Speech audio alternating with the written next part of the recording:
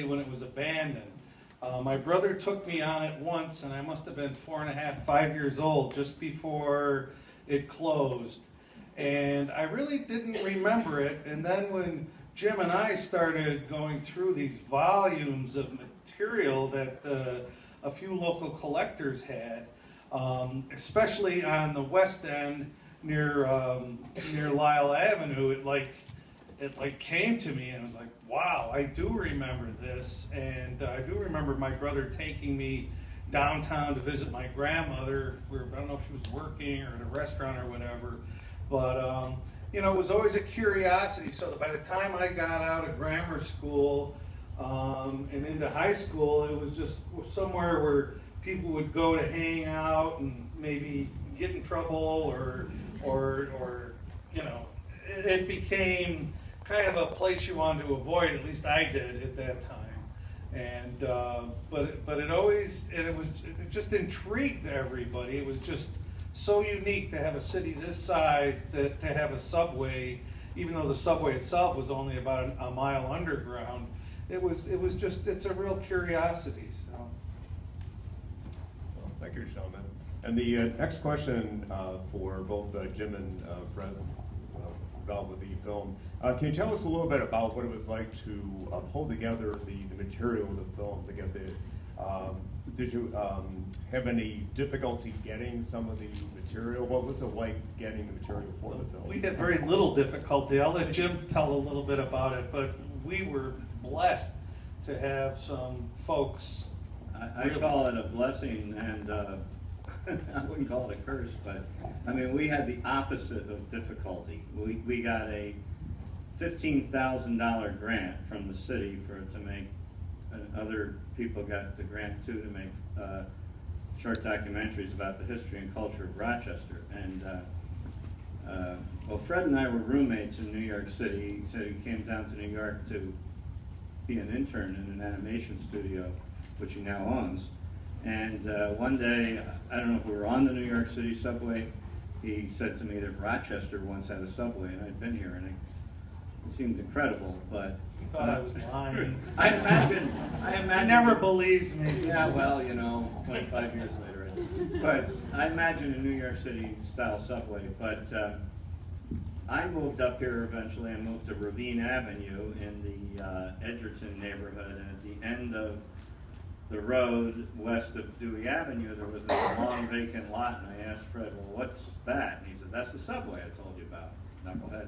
But so he said, I'm sure I had a knucklehead. So when this opportunity came along, I said, well, why don't we make a film about that thing? And I really didn't know much about it, but it was fascinating the way Fred said it.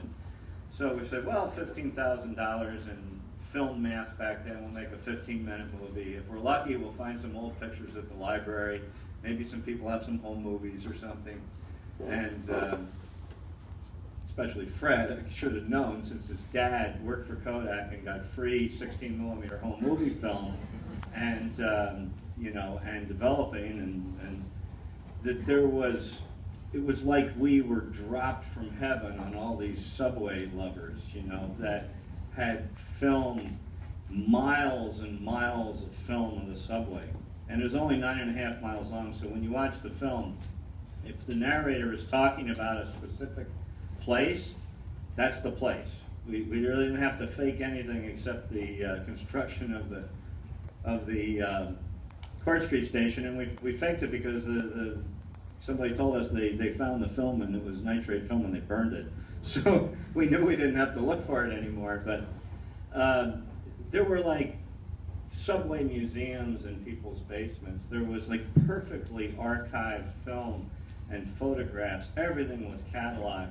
Once we saw it, we realized this is going to be a lot more than 15 minutes. So I say it was a blessing, and it was like kind of like, oh my God, what are we going to do now? And I can remember Fred sitting there with the stopwatch while I was reading the script as fast as I could. And go, too long, you know.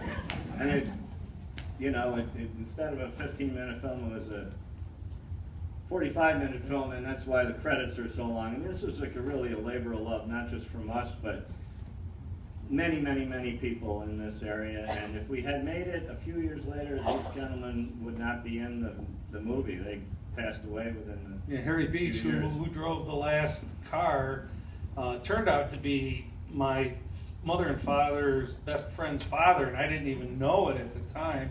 And that poor guy died before we had our premiere in this theater in 1994. He never even got to see it. And when you hear the Subway, we found a record called the Rochester Sounds of the Rochester Subway. So all those sounds of those cars are from a record, the sounds of the Rochester Subway. It's just uncanny, it's crazy. And I think we're also lucky too that the subway shut down in June of '56. June of '56, which turned out to be a very sunny month, and everyone came out, like Charlie said, shot their Kodachrome, so we have some great color images of the end of service. And then there's a lot, I'm sure there's a lot of photos from the Tom Kern collection, which is now housed at the New York Museum of Transportation. So you have a historian like Tom Kern who had these negatives and had them ready for use, and I think that's great, seeing how I heard that Rochester is the image capital of the world. Kodak something. Envelope. He just had still photographs, categorized, just anything you needed. Tom Kern, you ask him, oh yeah, I got this, and he would pull out a folder, and it would be all these. He was amazing. He's quite a gentleman, quite a guy. Well, thanks, gentlemen. We got a lot of help. Kind of in the category of it's Rochester can be a small world at times, kind of like what Fred was saying. That I do this one gentleman, Bill Chapin, worked over at the NYMT. He was very big into the subway. Found out later on that my friend Wendy was his daughter, and he had several photos of this book here. Which turns out, I bought it and I found out that, one of my professors from RIT is one of the authors, and Greg Marlin, he's right across the street from me on Rugby Avenue. So, small world. But next question directed over to Charlie and Otto. Although in many ways Rochester Subway was somewhat unique, there were a number of trolley subways throughout the West, and also in Newark, New Jersey, there was the Newark City Subway was built in a former canal, which closed, I believe, in the same rough time frame of the 20s. And in the 1950s, there was that pressure, kind of like the zenith of the auto uber alles, the highway planning, forget everything else, forget transit or bicycles or pedestrians, and we must say only autos. There was a pressure in the 50s to close Newark as well. But can you tell us a little bit about, if you're familiar with Newark, New Jersey, how is it similar to Rochester, and what different path did Newark take than Rochester did? Well, the subways were a lot the same technology. They used conventional streetcars at the beginning. They sought to bring surface lines into the subway. So think of like the trunk of a tree and its branches, or 5 or 6 surface lines that fed into the subway and then went to a downtown terminal. The one by one, they were abandoned in the 40s, and you were left only with the trunk of the tree. But what happened was they brought their bus lines and continued to feed those into the subway. So that was a huge difference in Rochester. Other than the Dewey Avenue surface subway operation, didn't happen that way in Rochester. And you could see in the film where at one point there's a map and it just shows the isolated subway.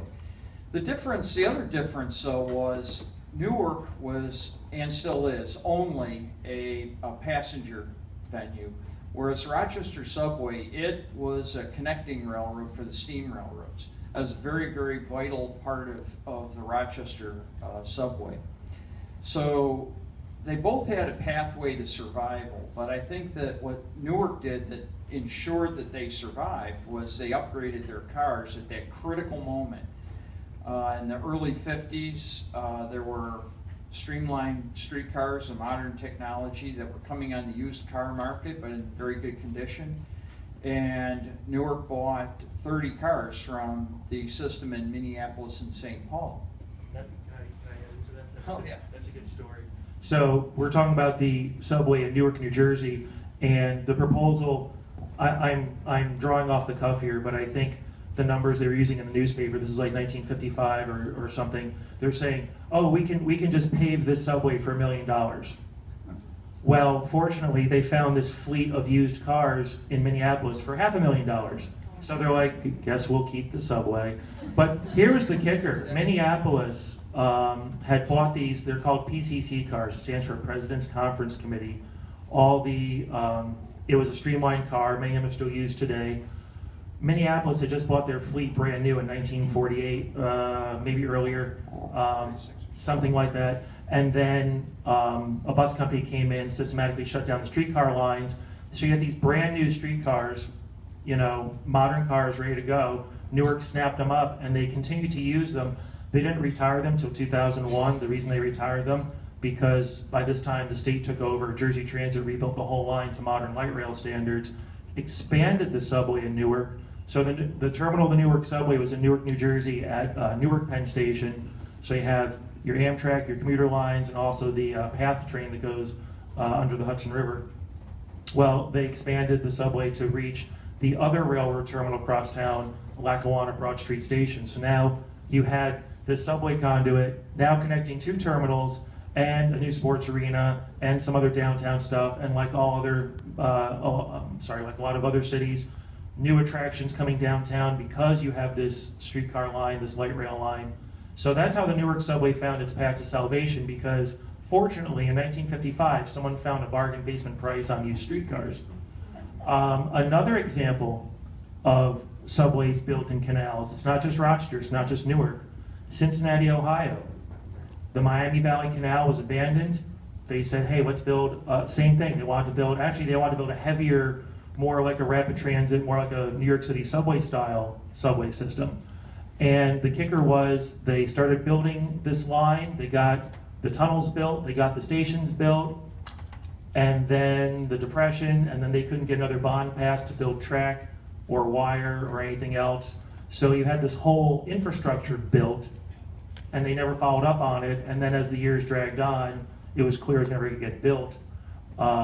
Portions of it got reused as a utility conduit, a lot of the above ground portions were repurposed as highway. But it's interesting now because Cincinnati, for a very contentious project, finally just got launched, open to the public in September. Cincinnati now has its first streetcar line in like 50, 60 years, just opened up a couple weeks ago. And that was a hard fought battle.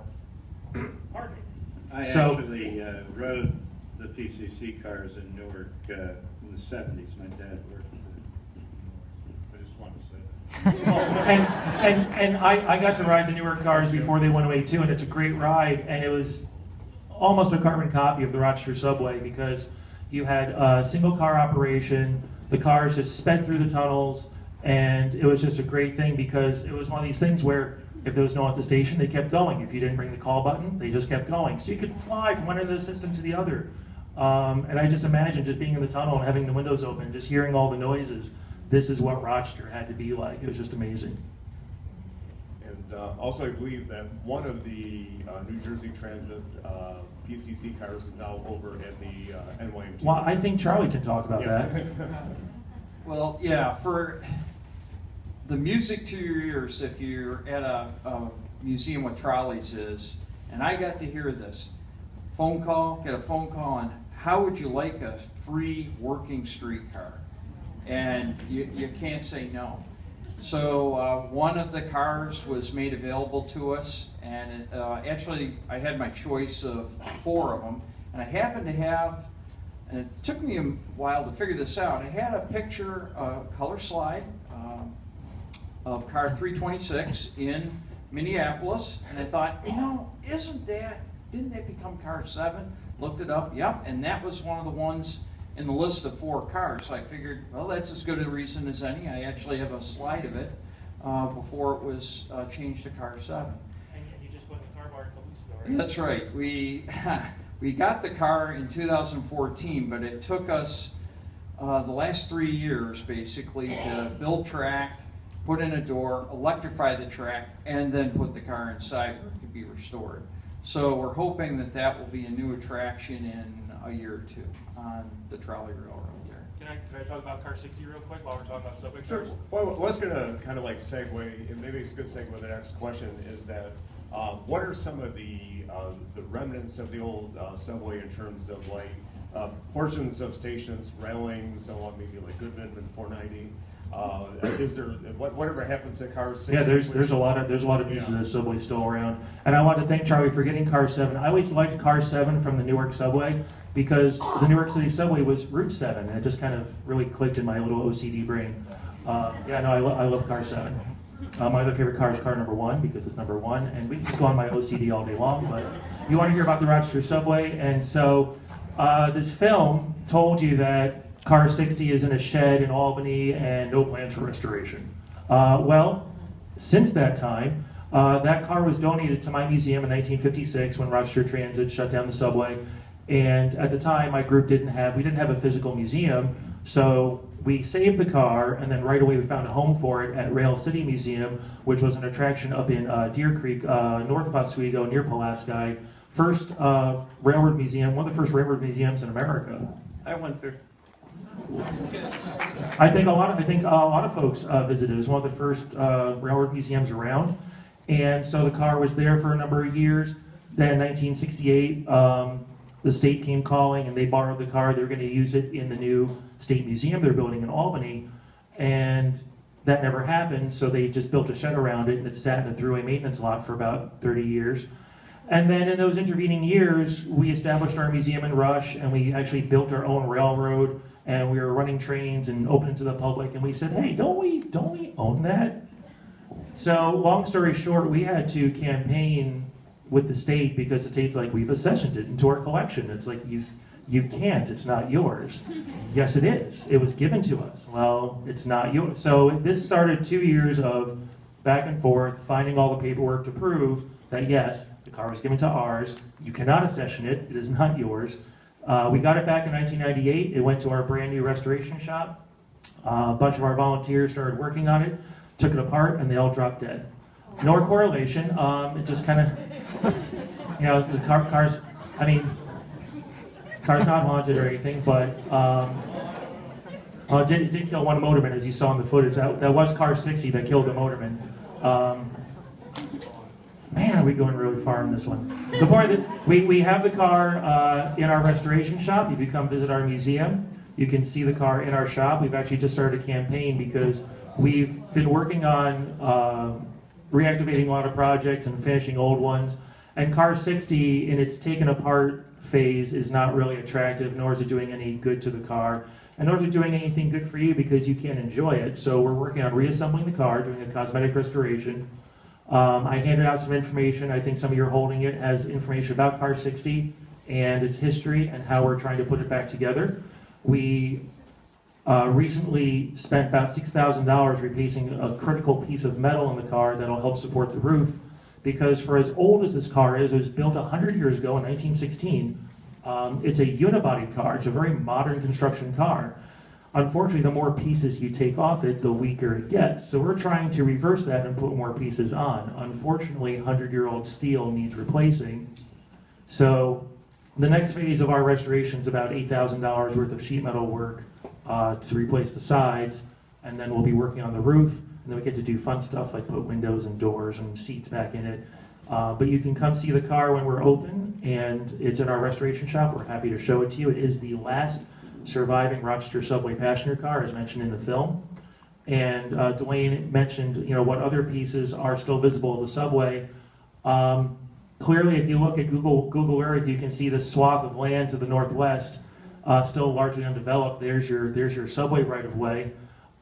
When you're driving on 490 and 590, you're on the subway. Pretty much start Monroe Avenue, exit 590 and head north, and then head west on 490, you're on the subway. And pretty much each exit ramp is a station stop, more or less. Going on to 490, the wall on the right before you go to Goodman is the original subway wall. That's right. When you're going east on 490, that low concrete wall, that's original subway. When DeWain mentioned another piece, when you are at the stoplight there at Goodman Street getting on 490, there's a very distinctive railing along the side there. It has a lot of vertical slats and a little circle, and that is some of the original subway station railing that was installed almost 80 years ago now. And there's a couple other pieces of that still existing. One of the most prominent pieces of the subway you can go see is right at Court Street when you go to dinner at Dinosaur Barbecue. That big hole there along South Avenue, that is subway right of way. You can see the concrete platform of Court Street Station. This film still shows when some of the wooden supports and the little cinder block waiting room was still standing. That's all been leveled, unfortunately. That roadway across the way, that was actually the roadway that led from Court Street into the Lehigh Valley Freight Yard. The Lehigh Valley Freight Yard was where those apartments are on Mount Hope Avenue now.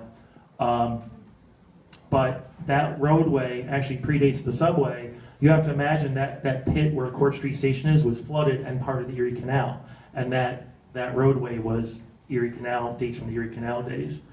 Finally, up at General Motors, right alongside Driving Park, you can see there's one little strip of track left because part of the track is being used by a freight customer that wasn't there in 1956. But there is still about, what do you think, Charlie, 1,000 feet of track? Yeah, There's about 1,000 feet of track, and you can tell it's trolley track because trolleys are operated by electricity, and the return ground path is through the rail, and you have to do a little bond between each rail joint to ensure the circuit is continuous. So if you look at that rail, you can still see the trolley bonds that were last, there from when the subway shut down in 1956. Are one of the car barns still there, I think?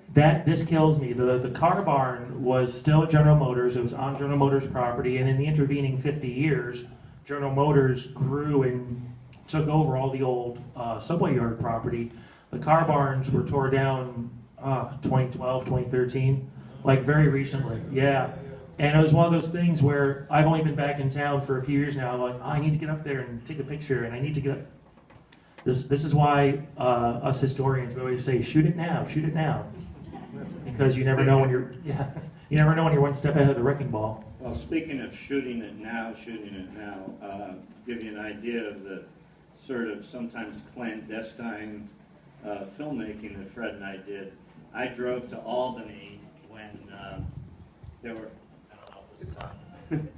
I drove to Albany when the day they were going to move the car 60 from Albany to Rochester, and I got special permission and guided, into car 60 to shoot it and everything. And then when I got back and looked at the footage, I had the camera on the wrong setting. It looked like crap. So I snuck back in. That's why we had you right. Right. So I broke into it, and it's like we did in everything pretty much. I mean, we always assumed we were trespassing, and it's kind of amazing to me now that it's kind of considered public property down there at Court Street. I mean, we never had permission for anything. We were told we couldn't go down there, but we went down there a lot. Yeah. I got one little story about a relic that's on the subway. It's a little piece of railing at Averill Avenue, and I got to have full disclosure here. I'm a bridge inspector for New York State DOT, so I've had the opportunity to inspect all the bridges on 490, and here I got to this one little piece of subway railing, and it was broken and falling down, and I thought, oh my God, I know what's going to happen is this relic, this precious relic, is going to disappear. So I safety flagged it because it was dangerous, and I didn't want it to fall in, and didn't a state crew go and re-weld it in position? I thought, oh my gosh, this worked out great. So, and it's still there, you can see it today. But I thought that was my one little piece of history.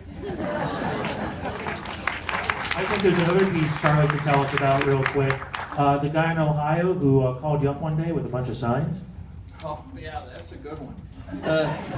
This guy lived in Ohio, but he'd been a teenager here in Rochester. And what their brilliant idea, he and his pal, what their brilliant idea was, this was about 1958 or 9, and they decided one way or the other, they just went to all the stations on the west side and took down the station boards. Just put them in their car, and that was the end of it.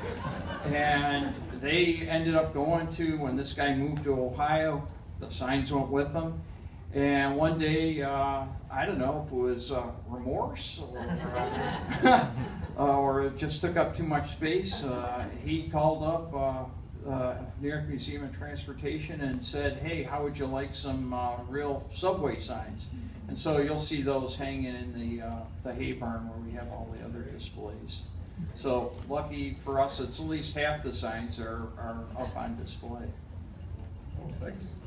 And I guess I will turn over to Matt, who's been very patiently waiting for the question asked of him. But back in 2005, the below grade, the tunnel portion of the subway under Broad Street, that was scheduled to be filled by the city of Rochester, and a citizens group, Chill the Bill, came along and pressured to keep the tunnel. In 2012, a portion of it was filled anyway, despite best efforts to preserve it. Now a new apartment complex will be built near the Court Street station, that entrance there. So what are the implications for trying to preserve what's left of the old subway? Part for history, part for potential reuse in the future. What are the implications of that? Yeah, so you're right, DeWain, that there are some continued threats, I think, to the future potential of the canal. And this past year, I think probably back in February, there is a proposed development that the Morgan Company is looking to develop near Court Street, near the entryway where probably most people, and I should note as a city official, it is illegal to be there. It would be not good for me to mention that officially, but to go in there. So I just have to say that. But one of the things that did come before my committee, which was the idea of this property and how it would interface with the continued expansion of the walkway along the water. So although it wasn't really related to legislation that we were trying to pass, the artist community really brought to my attention and others the threat that future and continual closing of different access points of the canal could impact this. So I held that legislation for a number of months until I could get a better understanding and bring together different parts of our community who have an interest in this historic and contemporary, frankly, structure in our city. And so for the last number of months, I've been meeting with a variety of people, including just yesterday, to talk about a couple things. And I guess I could say it's two things. There are a lot of people who have interest in the historic aqueduct, not always complimentary of one another's visions for it. So one of the things that I wanted to make clear is we need to have an understanding and appreciation for each other's points of view and positions on this. And we've been doing that for a number of months. So, you know, the Rundell building, if you don't know, they still use the raceways to help cool the Rundell building. That is a 1920s air conditioning system that still exists to this day. There is important access for the city of Rochester to help maintain the river wall that we need to continue to access. Morgan would like to develop part of that and would need access for their building as it would progress for apartments along the water. Another thing, as I mentioned, we are trying to connect a trail further down Mount Hope Avenue that will eventually go out over the river and connect to the Broad Street Bridge, and actually opening up viewpoints of the historic Seymour Raceway, which predates actually the founding of the city of Rochester. I think it dates to 1814 or 1812. So we are trying to work on a lot of this together. So over the course of the last 6 months, I think a lot of people, from the library to the arts community to the preservation community to some of those who have far grander visions of what the canal aqueduct could be in the future. I think we all at least have an appreciation for everybody's points of view in this. The other thing that I'm working very hard on trying to do, and I think we're moving in an appropriate direction on this, is for people to understand that the impact that their decisions can have on the future use of the canal. Me personally, as one member of one person in city government, I would like to eventually see this area opened up officially. That it is not an illegal activity of trespassing to get there, but I'd like to see it used in a far more proactive way as a public mural for art, as a way to view our past history, and really as a way to show all the things that this has been for our community and how important it has been over its more than 150 years. I think the biggest thing too is that, no matter what the final use is, we don't want to see it closed off and lost forever. And that's you're exactly right. One of the things I'm really trying to strive to do the most is, if we close off one access point, which the Court Street side may be a little closed with the Morgan development, we've got to think about how we, the Blue Cross Arena site, the Rundell building, the RG&E substation, which is right there, which is also another access point, the area near the convention center, that I don't want anything to do that if in 30 years from now somebody comes down and says, here's $100 million for you, do what you want. And we as a community have embraced a vision for it. I just don't want to screw that up. I don't say we have to do something now, grand or even not grand. We just can't do anything that prevents its use in the future.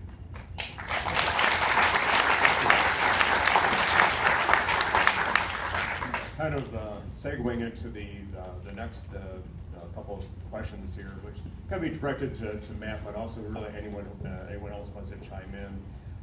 There is a movement afoot to propose a modern streetcar system, or at least a starter line in Rochester. And one of the questions for the audience was, will Rochester ever have rapid rail transit again? The recent was in Tucson, Arizona, which did open up a new, very successful modern streetcar line. Dying to get to Cincinnati and check out their new line. But Rochester, Tucson makes Rochester look like Manhattan in comparison.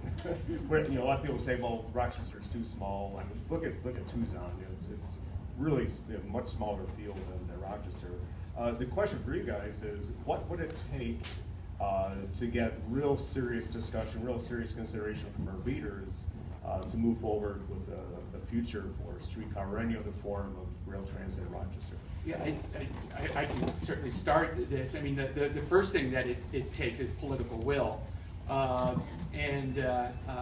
mean no disrespect to myself or other elected officials, but one of the things that steals that will is people like yourself actually supporting, being vocal in support of transit, supporting candidates, and going out and voting for candidates who actually have public transit plans. It's demanding from elected officials, state, local, federal government, that public transit is put on par with the car. I mean, these are the types of things that do it. I mean, you saw here that part of the reason we lost this is, yes, there were pressures from cars and other companies, but there was also not the will of the people to support it. If we win or lose elections based on what people desire, it's a pretty motivating factor.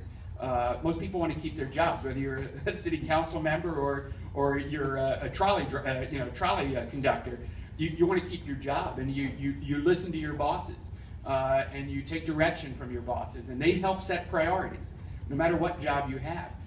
We as citizens, I think, have to set what those priorities are by how we vote, how we vocalize that support, and how we support those who then say, you know what, public transit shouldn't have to pay for itself. Certainly our highways don't. We all subsidize highways, whether we have a car or not, through our taxis. But yet, somehow, we're expected, our buses, our trains, all of those things, to actually pay for themselves. I don't think that's fair for those who can't drive, who don't want to drive, who can't afford to drive, or for those of us who might choose to be more environmentally sensitive, to not want the hassle of a car. I think it starts with all of us. I think it's interesting when you look at the cities that are building new streetcar lines. Tucson, Cincinnati, Milwaukee, Kansas City, these are all cities that are building brand new streetcar circulators. It usually starts with like a 2-mile, 3-mile circulator loop in some downtown area. And political will is a huge one. If there's not a driving force from the top that says, yes, this is a great idea, let's make it happen, it's never going to happen. So that's a big one. Guess what the second biggest one is? It's not getting federal funding from like the FTA or floating some bonds. Guess what the next biggest factor is? Charlie might know. It's relocating the utilities. If you don't get your utility company on board, because you can't just build tracks in the street where you want, you have to move sewer lines, you have to move telephone lines, you have to move electrical conduits, and they're all buried in the streets, and there's about 100 years worth of it buried in the street. So yes, the politicians can say, let's build a streetcar, and then the transit authority says, let's build a streetcar, and the DOT says, let's build a streetcar, and then RG&E is like, hold up.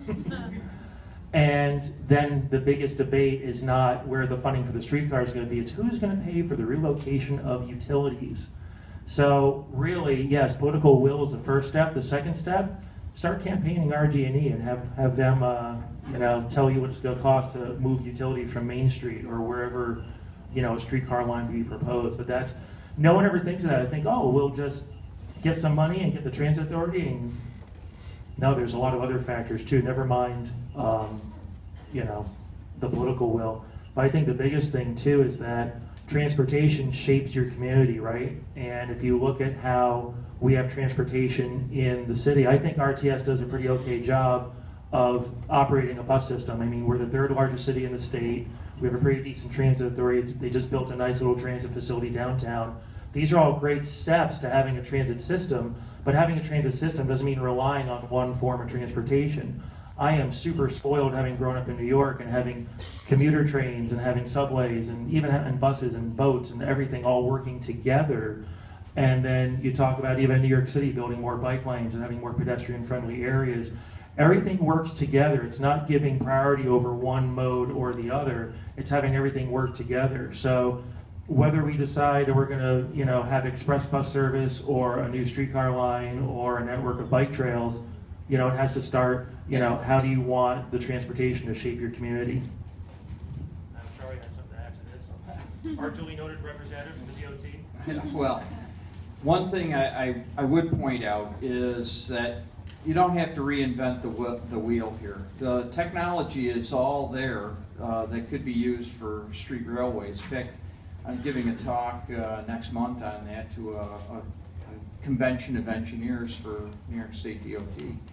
And that's my idea, is that you use this technology that we have, modernized of course, and we have examples of modernization in that. So you're not reinventing any technology, you're using what you already have.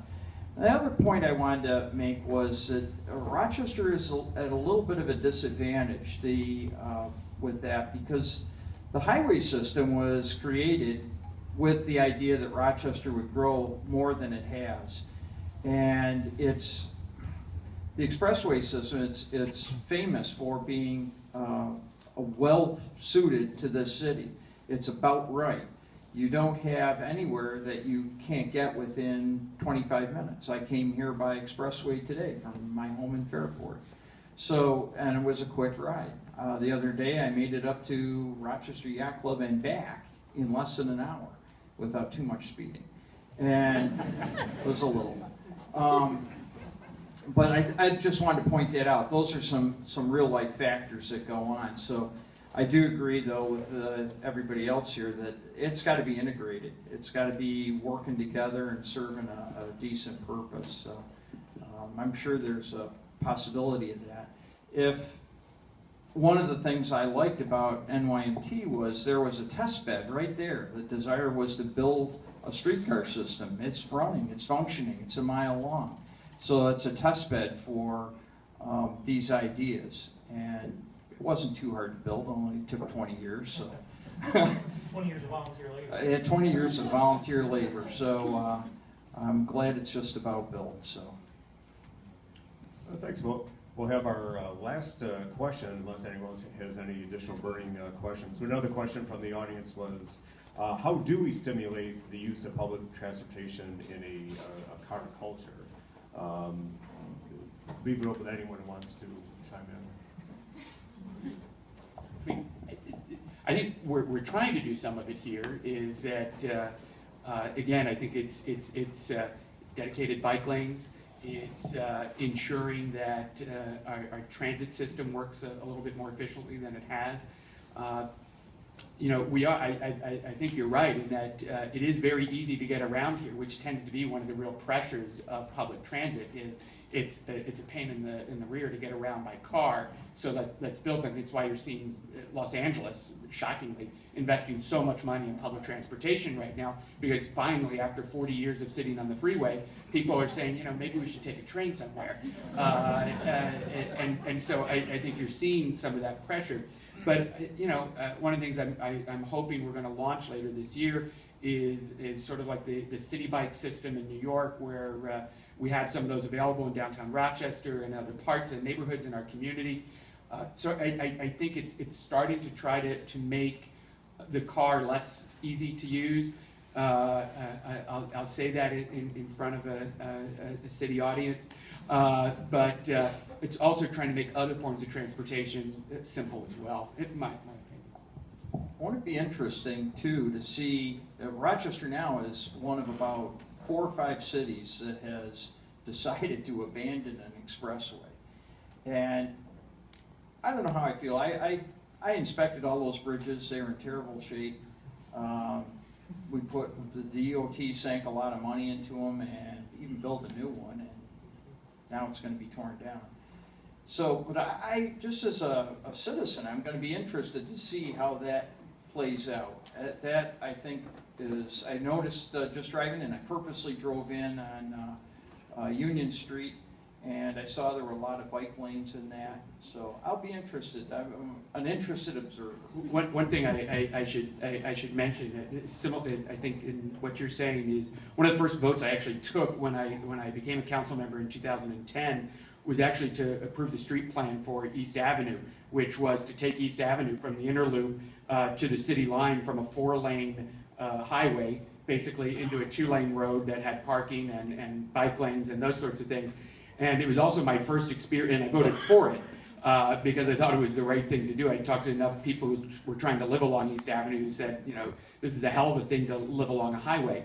In addition, the lanes were too narrow, really, for 4 cars, or 2 cars to be going the same direction. Anybody who drove on that before 2010. It was also my first experience getting, sort of angry phone calls from constituents as an elected official, which was a new experience. And people were telling me I was going to make their life hell because it was going to take forever to get to their home, and people shouldn't have, if people don't want to live along a highway, they shouldn't live on East Avenue. Maybe we should, think about, getting rid of those houses. And this is about getting in and out of downtown really quickly. And, I take that road a lot because I live in the ABC Streets neighborhood. And, life hasn't become living hell. And in fact, I talked to the neighbors along there, and they actually walk more. They actually use the front of their houses more. And if you've noticed, a number of those houses have been converted from multi-use structures back to single-family homes because we created a neighborhood instead of a highway.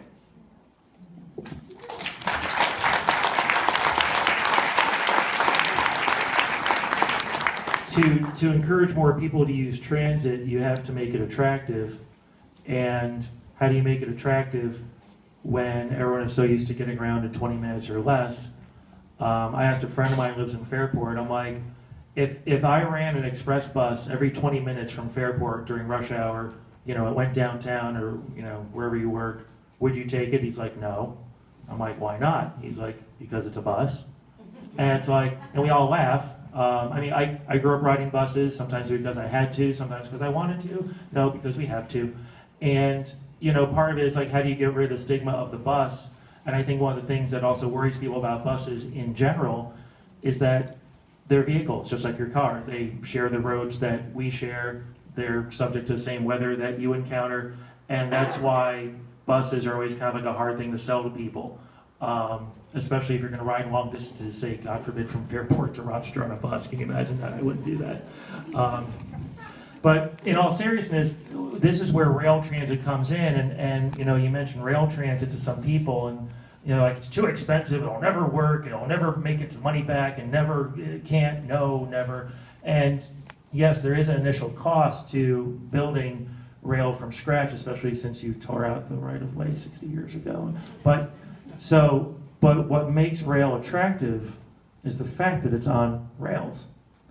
When you are standing at the train station, even when Amtrak is 2 hours late, you know that the train is going to show up because it has to, because the tracks are right in front of you. This is where the train runs. The permanence of rail is what makes it reliable and what makes it attractive. The permanence of rail is also what makes it attractive to development.